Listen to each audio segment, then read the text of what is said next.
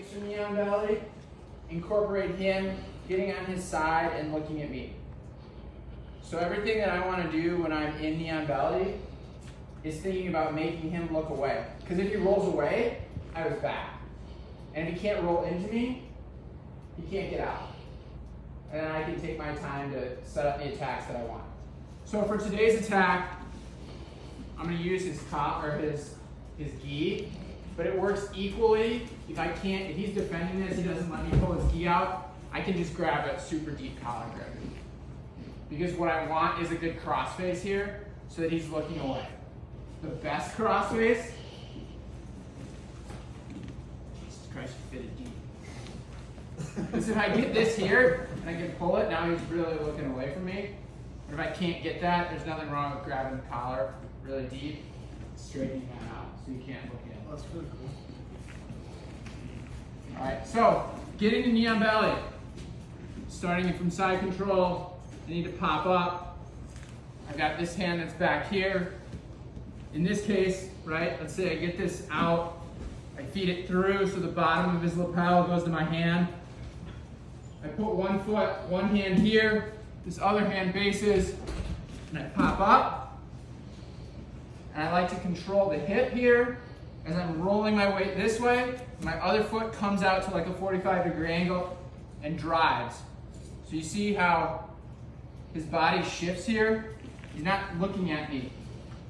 He may be looking at me, but it's hard for him to turn into me. His hips are starting to roll that way. So for this one, the choke is, man, your gi is way small. It's gonna be hard to do.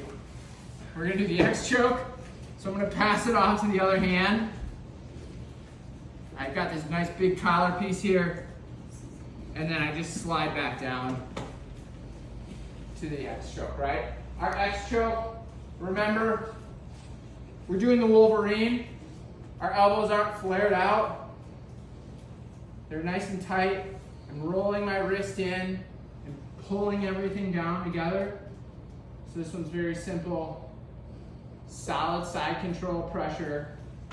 And then we hit the first to learn, last to master X choke. Questions? Always. For knee on belly, do you have a preference of where your knee is positioned? Like across his waistline is what you were just doing, Yeah. but I've seen it where like it comes up the sternum. Yeah, absolutely. There's this is one of those positions where there's no wrong answer. You can find world champions that will debate to the death on where the knee should be. I prefer to have the knee across the waist.